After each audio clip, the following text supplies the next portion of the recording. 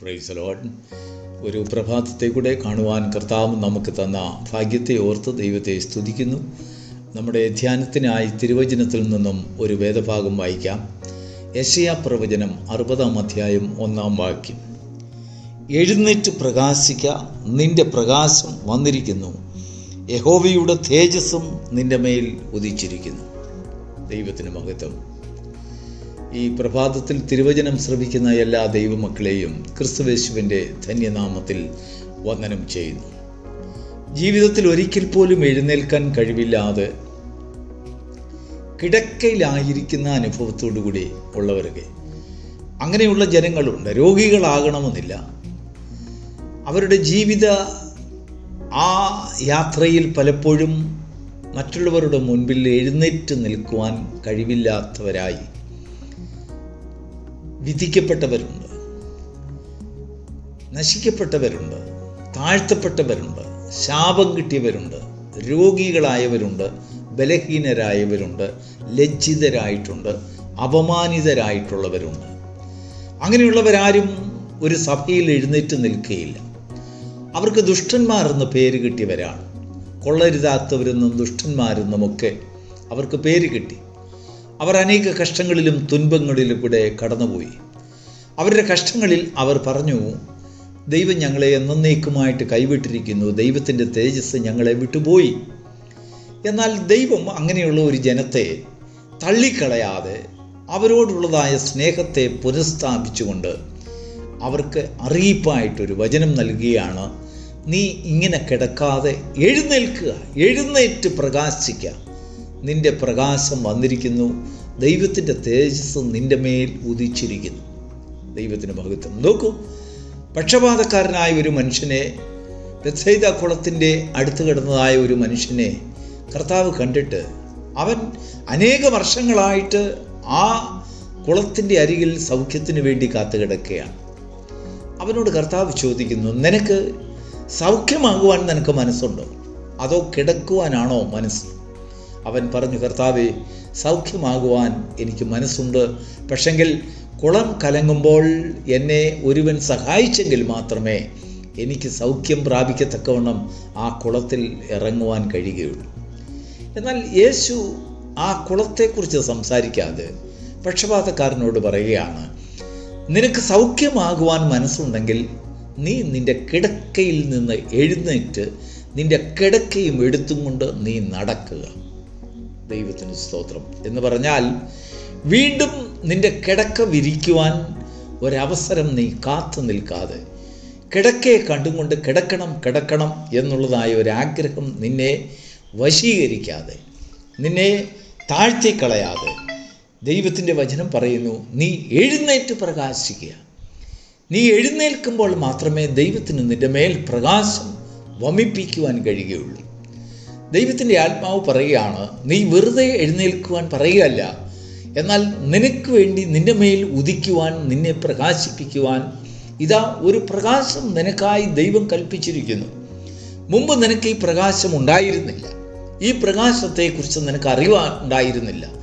തീർച്ചയായിട്ടും അറിവുണ്ടെങ്കിലും ഈ പ്രകാശത്തിന് നീ അർഹനാണെന്ന് നീ ചിന്തിച്ചിരുന്നില്ല. ഇപ്പോൾ ദൈവത്തിൻ്റെ ആത്മാവും കടാക്ഷിക്കപ്പെട്ട് ദൈവത്തിൻ്റെ ദയയും ദീർഘക്ഷമയും നിന്റെ മേൽ വന്നുകൊണ്ട് ദൈവത്തിൻ്റെ ആത്മാവ് സംസാരിക്കുകയാണ്. ഇത്രയും നാൾ നീ കിടന്ന് നീ ഇനിയും ഒരിക്കലും എഴുന്നേൽക്കുവാൻ കഴിയാത്തവന് നീ നിന്നെ തന്നെ വിധി എഴുതി.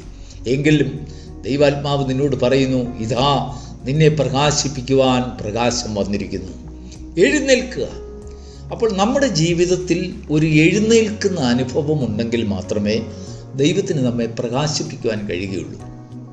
പലപ്പോഴും ദൈവം നമ്മോട് സംസാരിച്ചിട്ടുണ്ടാകാം, ദൈവം നമ്മെ വഴി നടത്തുന്നതായ വഴികളിലൊക്കെ. പ്രിയപ്പെട്ട ദൈവമക്കളെ, നമ്മളുടെ ജീവിതത്തിൽ പ്രകാശം വന്നതിന് ശേഷം എഴുന്നേൽക്കുവാൻ വേണ്ടി കാത്തിരിക്കുന്നവർ പലരുണ്ട്.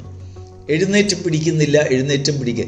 നമ്മൾ സ്വയമായി എഴുന്നേൽക്കുന്നതായ ഒരു സ്വഭാവം, ഒരു തയ്യാറെടുപ്പ്, നമ്മുടെ കിടക്കയെ വീണ്ടും മോഹിക്കാതെ എഴുന്നേൽക്കുന്നതായ ഒരു അനുഭവം നമ്മുടെ ജീവിതത്തിൽ ഉണ്ടാകുമ്പോഴാണ് കർത്താവ് വാസ്തവമായി നമ്മിൽ കൂടെ വിശ്വാസത്തിൻ്റെ പ്രവൃത്തിയെ നടപ്പാക്കുന്നത്. ഒരു മനുഷ്യൻ എപ്പോഴും കിടക്കുന്നവനാണെങ്കിൽ അവനെ ദൈവത്തിന് നടത്തുവാൻ കഴിയുകയില്ല. അവൻ നടക്കാൻ മനസ്സുള്ളവനാണെങ്കിൽ ദൈവം അവനെ സൗഖ്യമാക്കും എന്ന് ദൈവത്തിൻ്റെ വചനത്തിൽ കാണും. അക്ഷരികമായ ഒരു ഭൗമികമായ അർത്ഥത്തെക്കാൾ കവിഞ്ഞ് ആത്മീകമായ അർത്ഥത്തിൽ കൂടെ ദൈവത്തിൻ്റെ ആത്മാവ് പ്രഭാതത്തിൽ നമ്മോട് സംസാരിക്കുകയാണ്. ജീവിതത്തിൽ പരിഹാസങ്ങളേറ്റും പരീക്ഷകളിലും അനേകരുടെ അവജ്ഞയ്ക്കും അല്ലെങ്കിൽ അനേക കുറ്റം വിധികൾക്കും താഴ്ചകൾക്കും അനേകവിധമായിട്ടുള്ള അപകടങ്ങൾക്കും നീ അതിനെ ഒക്കെയും നിൻ്റെ ജീവിതത്തിൽ അതിന് പ്രതിയാക്കപ്പെട്ട് അനുഭവിക്കുവാനുള്ളതായ ഒരു സാഹചര്യം, അങ്ങനെയൊക്കെയുള്ള ഒരു താഴ്ക്കപ്പെട്ടതായ ഒരു അനുഭവത്തിൽ കൂടെ പോകുവാൻ നിൻ്റെ ജീവിതത്തിൽ അനേക വർഷങ്ങൾ നിന്നെ അതിന് സാധ്യമാക്കിയെങ്കിലും ദൈവത്തിൻ്റെ ആത്മാവ് പറയുകയാണ്, നീ ഇത്രത്തോളം കടന്നത് മതി. ഇനിയും നീ എഴുന്നേറ്റ് പ്രകാശിക്കുമ്പോൾ ദൈവത്തിൻ്റെ പ്രകാശം നിൻ്റെ മേൽ ഉദിച്ചിരിക്കുന്നു എന്നുള്ളതായ ഒരു ധൈര്യം നിനക്കുണ്ടാകും.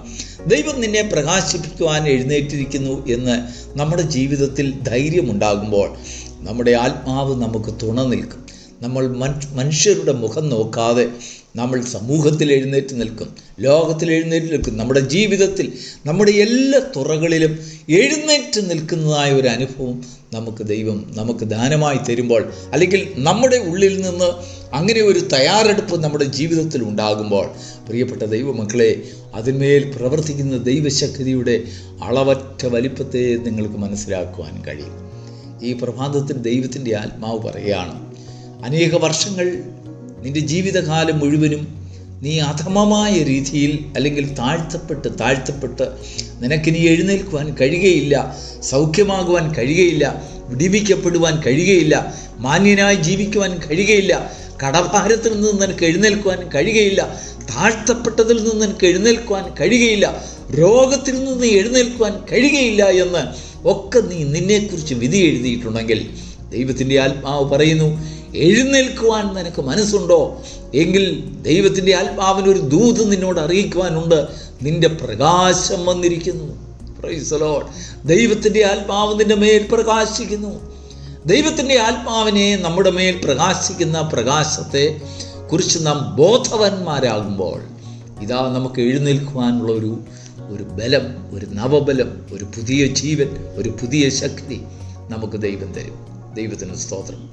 അനേക നിന്ദകളിലും പരിഹാസങ്ങളിലും നഷ്ടങ്ങളിലും കോട്ടങ്ങളിലും താഴ്ചകളിലും ബലഹീനതകളുടെയും മധ്യത്തിൽ എഴുന്നേൽക്കുവാൻ കഴിയാതെ നീ ഇരുത്തപ്പെട്ടവനെങ്കിൽ, കിടക്കപ്പെട്ടവനെങ്കിൽ, ജീവിതത്തിൽ പിന്തള്ളപ്പെട്ടവനെങ്കിൽ ദൈവത്തിൻ്റെ ആത്മാവ് ഈ പ്രഭാതത്തിൽ സ്നേഹത്തോടെ പറയുകയാണ്, എൻ്റെ മകനെ മകളെ എഴുന്നേൽക്കുക, എഴുന്നേറ്റ് പ്രകാശിക്കുക, നിൻ്റെ പ്രകാശം വന്നിരിക്കുന്നു.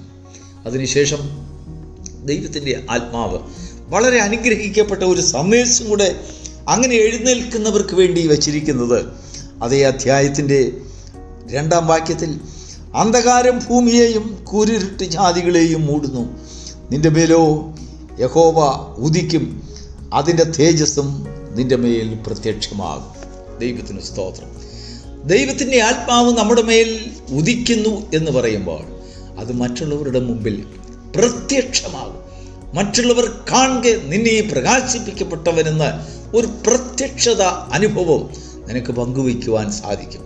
ഈ പ്രഭാതത്തിൽ ദൈവത്തിൻ്റെ ശക്തിയെ തിരിച്ചറിയുവാൻ തക്കവണ്ണം നിന്റെ മേൽ ഉദിച്ചിരിക്കുന്നതായ പ്രകാശം, നിന്റെ കഷ്ടതയിൽ നിന്ന് നിനക്കുള്ളതായ ഒരു വിടുതലിൻ്റെ ശബ്ദം, ഒരു വിടുതലിൻ്റെ സമയത്തെക്കുറിച്ചുള്ള ഒരു ബോധ്യം നിന്റെ ഹൃദയത്തിലേക്ക് ദൈവം കൊണ്ടുവരുമ്പോൾ എഴുന്നേൽക്കുവാനുള്ളതായ ഒരു കൃപയും അഭിഷേകവും ദൈവം അതോടൊപ്പം നിനക്ക് നൽകുന്നു. നിന്റെ കുഞ്ഞുങ്ങൾക്ക് നൽകുന്നു, നിന്റെ ഭവനത്തിന് നൽകുന്നു.